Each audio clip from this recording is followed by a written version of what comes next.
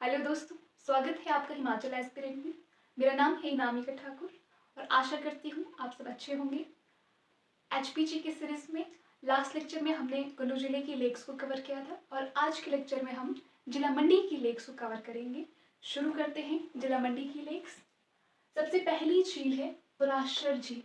पराशर झील approx 49 kilometre दूर है मंडी टाउन से और एलिवेशन है पराशर लेक की 2730 मीटर। पराशर लेक के साथ ही 3 स्टोरी पगोड़ा स्टाइल में बना हुआ एक टेम्पल भी लोकेटेड है ऋषि पराशर का, जिसको कंस्ट्रक्ट किया गया था राजा बानसेन द्वारा 13वीं शताब्दी में। कहा जाता है कि ये जगह ऋषि पराशर की तपोस्थली हुआ करती थी। यहाँ पे ऋषि पराशर मेडिटेशन किया करते थे और एक बार ऋषि पराशर को प्यास लगती है तो अपनी मंत्र शक्ति से वे इस लेक का निर्माण करते हैं और इसीलिए ऋषि पराशर के नाम से ही इस लेक का नाम भी पड़ा है पराशर लेक। ठीक है, और यहाँ पे एक मून शेप का फ्लोटिंग आइलैंड भी लोकेटेड है, एक तैरता हुआ टापू भी है इस लेक में। और स्थानीय लोगों का मानना है कि जो ये फ्लोटिंग आइलैंड है वो जिस तरह पृथ्वी अपने अक्ष पर घूमती रहती है ना, जिस तरह पृथ्वी घूमती रहती है उसी तरह ये फ्लोटिंग आइलैंड भी घूमता रहता है। और उनका मानना है कि जिस दिन ये आइलैंड ख़त्म हो जाएगा, ये टापू ख़त्म हो जाएगा, उस दिन पृथ्वी भी ख़त्म हो जाएगी। तो ये थे कुछ फैक्ट्स पराशर झील के बारे में। Next is Kamrunag lake. Kamrunag झील कमरूधार में लोकेटेड है और हाइट है इसकी 3334 मीटर, कहीं पे 3150 मीटर दी है। और शेप देखें तो ओवल शेप की है ये लेक। इसी के साथ ही एक मंदिर भी स्थित है, कामरू नाग देवता का मंदिर। माना जाता है कि जो कामरू नाग है उनका जन्म त्रेता युग में हुआ था और उनकी माता जो है नागों की काफ़ी पूजा करती थी और उनके 9 बच्चे थे और उन बच्चों को एक पिटारे में रखा जाता था।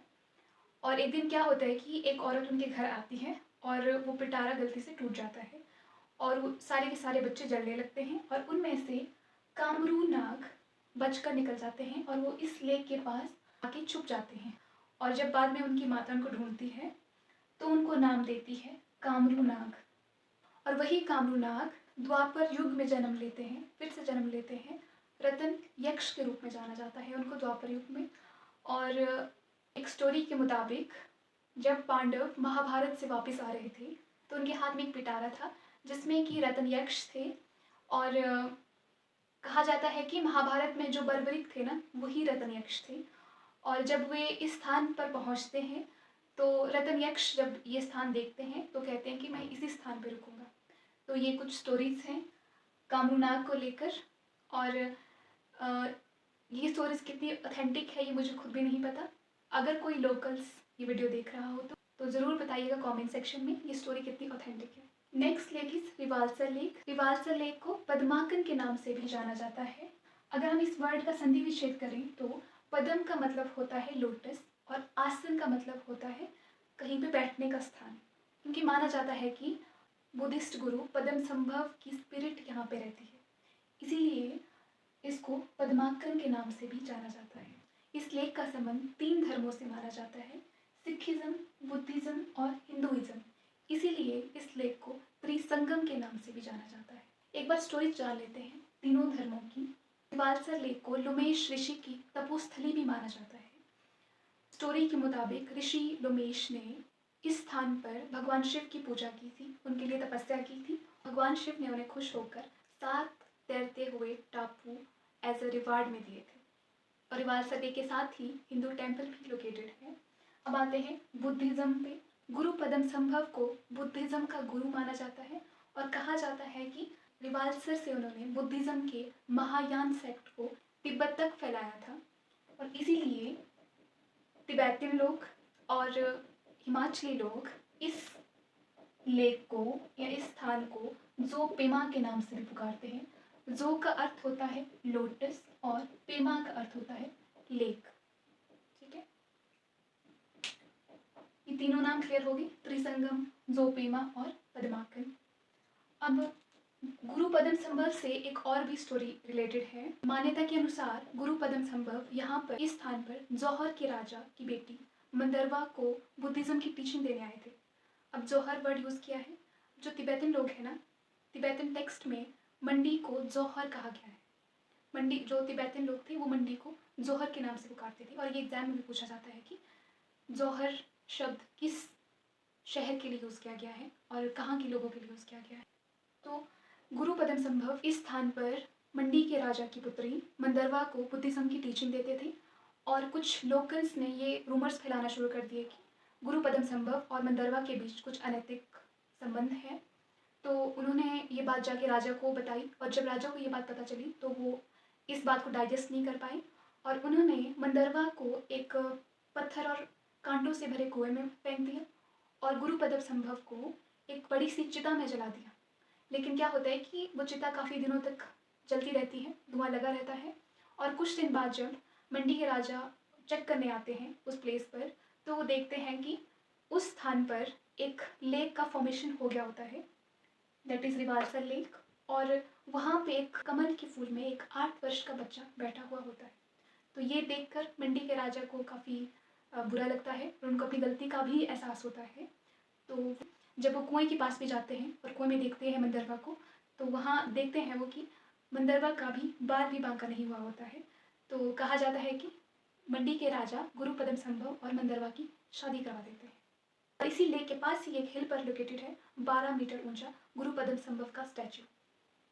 नेक्स्ट आते हैं सिखिज्म की तरफ। सिखों के 10वें गुरु गुरु गोविंद सिंह इस स्थान पर आते हैं और कुछ समय यहाँ बिताते हैं और उन्हीं की मेमोरी में यहाँ पे एक गुरुद्वारा भी बनाया गया है। तो इसलिए लेक का संबंध 3 धर्मों से माना जाता है और त्रिसंगम के नाम से भी जाना जाता है रिवालसर को।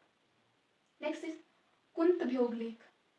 कुंतभ्योग लेक रिवालसर से ही 4 किलोमीटर नॉर्थ नैना देवीधार के पास लोकेटेड है। हाइट है इसकी 1750 मीटर। कुंतभ्योग नाम सुजेस्ट कर रहा है, स्टोरीज के अकॉर्डिंग जब पांडव वनवास में थे तो जब वे इस स्थान पर पहुंचते हैं तो उनको काफ़ी प्यास लगती है। तो इस स्थान पर पहुंचकर अर्जुन ने अपने बाणों से इस लेक का निर्माण किया था। जो ये लेक थी इसका पानी पीने योग्य नहीं था, तो उन्हीं के भाई भीम द्वारा इस लेक के पानी से मिट्टी को एक तरफ किया गया और पत्थर को एक तरफ किया गया। इसके प्रमाण हमें आज भी मिलते हैं। कहा जाता है कि इस लेक के एक साइड एक पहाड़ है जो कि सिर्फ मिट्टी का बना हुआ है और इस लेक की दूसरी साइड एक और पहाड़ है जो कि सिर्फ पत्थरों का बना हुआ है।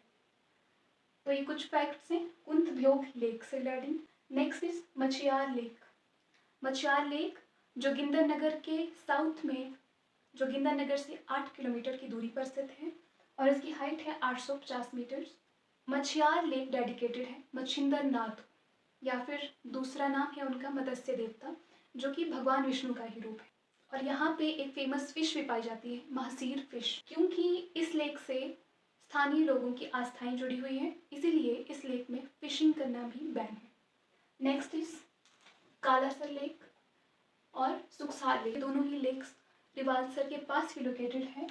सुखसार लेक की हाइट है 2438 मीटर। इसके बाद है पंडोह लेक, जो कि बेसिकली एक डैम है, आर्टिफिशियल लेक है, ब्यास नदी के ऊपर बनी है पंडोह लेक। हाइट है इसकी 900 metres. Next is Kumarwah lake. Kumarwah lake Chachyot में लोकेटेड है और हाइट है इसकी 3150 मीटर्स। इसके अलावा मंडी जिला में 2 और लेक्स भी लोकेटेड हैं, लीलासर, खडलासर। ठीक है, तो ये थी सारी की सारी लेक्स जिला मंडी की। एक बार मैप के थ्रू भी देख लेते हैं। First is Kamrunag lake. Kamrunag lake Kamrudhar में लोकेटेड है। इसी के ईस्ट में ऊंचाई पर स्थित है शिकारी देवी मंदिर, और जो कि एक वाइल्ड लाइफ सेंचुरी भी है, Shikari Devi wild life sanctuary. Next is Kumarwah lake. Kumarwah lake Chachyot तहसील के गोहर सब डिवीजन में लोकेटेड है। Next is Pandoh lake. Pandoh lake Beas नदी के ऊपर बेसिकली डैम है, आर्टिफिशियल लेक है पंडोह लेक। इसके बाद है मछियार लेक। मछियार लेक जोगिंदरनगर के साउथ में, जोगिंदरनगर से 8 किलोमीटर की दूरी पर स्थित है मछियार लेक। मच्छिंद्रनाथ के नाम पे नाम पड़ा है मछियार, और मच्छिंद्रनाथ देवता या फिर मत्स्य देवता को डेडिकेटेड है मछियार लेक। इसके बाद है कुंतभ्योग लेक। कुंतभ्योग लेक का संबंध पांडवों से है और नैना देवी धार में लोकेटेड है Kuntbhyog lake. Next is Rewalsar lake. Rewalsar lake की हाइट है 1360 मीटर्स। इसके बाद कालासर लेक और सुखसार लेक भी रिवालसर के पास ही लोकेटेड है। पंडोह लेक हम देख चुके हैं, कुमारवाह लेक बाकी है, लीलासर लेक और खडलासर लेक, ये लेक्स भी मंडी जिला के रिवालसर के आसपास ही लोकेटेड है। तो ये थी मंडी जिला की लेक्स। आई होप आपको मंडी जिला की सारी लेक्स क्लियर हो गई होंगी। Have a nice day, bye bye.